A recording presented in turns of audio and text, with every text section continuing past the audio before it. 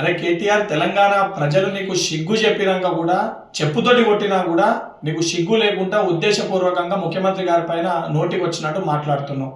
నిజంగా నీకు మీ అయ్యకి సిగ్గు శరం ఉంటే, తెలంగాణ ప్రజల పట్ల చిత్తశుద్ధి ఉంటే, 10 ఏళ్ళు మీరు పరిపాలించినప్పుడు తెలంగాణ రాష్ట్రానికి ఏం చేసిర్రో అది చెప్పకపోగా మీరు చెయ్యని పనులు ఈరోజు ముఖ్యమంత్రి గారు చేస్తుంటే అది జీర్ణించుకోలేక, తట్టుకోలేక ముఖ్యమంత్రి గారిని ఉద్దేశించి దూషిస్తున్నావు. ఆంధ్రప్రదేశ్ గురించి ఏ రోజు కూడా ముఖ్యమంత్రి గారు తప్పు మాట్లాడలే. గుంటూరులో చదువుకొని, అమెరికాలో చదువుకొని తెలంగాణ రాష్ట్ర ప్రజల సమస్యలపైన, తెలంగాణ రాష్ట్రం పట్ల నీకు చిత్తశుద్ధి లేదని మాట్లాడినారు. నువ్వు సోయి లేకుండా బీఆర్ఎస్ పార్టీని ఆంధ్రప్రదేశ్లో పెట్టినప్పుడు, బీఆర్ఎస్ పార్టీ అక్కడ ఏదైతే రాజకీయ లబ్ధి కోసము నన్ను ఆంధ్రప్రదేశ్ ప్రజలు భీమవరంలో పోటీ చేయమంటారు అని చెప్పి నువ్వే ఒక ప్రసంగంలో మాట్లాడినావు.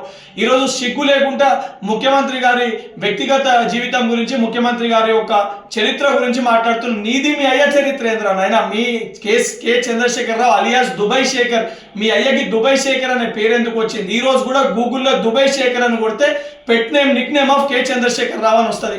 మరి ఆ రోజు దొంగ పాస్పోర్ట్ల పైన మీ అయ్య చేసిన ఘనకార్యం ఏంటి? అవన్నీ మర్చిపోయినావా? గతాన్ని మర్చిపోయి ఉద్దేశించి నువ్వు మాట్లాడుతున్నావు. ఏదైతే కుటుంబాల గురించి మాట్లాడితే, గతంలో అడ్డగోలుగా డ్రగ్స్ని వినియోగించి తెలంగాణ రాష్ట్రంలో డ్రగ్స్ని అడ్డగోలుగా సరఫరా చేసిన ఒక చరిత్ర నీది. ఈరోజు సిగ్గు లేకుండా ముఖ్యమంత్రి గారి గురించి మాట్లాడుతున్నావు. నువ్వు తెలంగాణ ప్రజలు నిన్ను, మీ అయ్యని ఇద్దరిని కూడా చెప్పులు అరిగేటట్టు కొట్టిరు. అయినా కూడా సిగ్గు లేకుండా ఈరోజు బయటికి వచ్చి మళ్ళేదో నీతివంతులు లెక్క, సత్యహరిశ్చంద్రులు లెక్క మాట్లాడుతున్నావు. నిజంగా నీకు సిగ్గు ఉంటే జూబ్లీహిల్స్ ఉప ఎన్నికల్లో కానీ, సర్పంచ్ ఎన్నికల్లో కానీ నువ్వు పార్టీ వర్కింగ్ ప్రెసిడెంట్గా అన్ఫిట్ అని చెప్పని ఈరోజు నీ సొంత పార్టీ కార్యకర్తలు మాట్లాడుతున్నారు. స్వయంగా నీ చెల్లెని నువ్వు దయ్యం అని చెప్పి సంబోధిస్తుంది.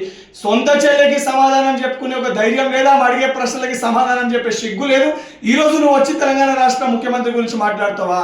ఇదే రకంగా నీ వ్యవహారం ఉంటే రేపు పొద్దున చెప్పులు అరిగేటట్టు తెలంగాణ ప్రజలు కొట్టి, మీ అయ్యచ్చే ఏదైతే మెడలో, నీ మెడలో చెప్పులేసి ఊరేగించే పరిస్థితి కూడా వస్తుంది. బిడ్డ కేటీఆర్, ఖబర్దార్ ఇంకోసారి ముఖ్యమంత్రి గురించి మాట్లాడితే చెప్పులు మెడలో చెప్పుల దండలేసి తెలంగాణ రాష్ట్రంలో సిరిసిల్ల నియోజకవర్గంలో చెప్పుల దండలేసి నిన్ను సిరిసిల్ల ప్రజలు ఊరేగిస్తారు.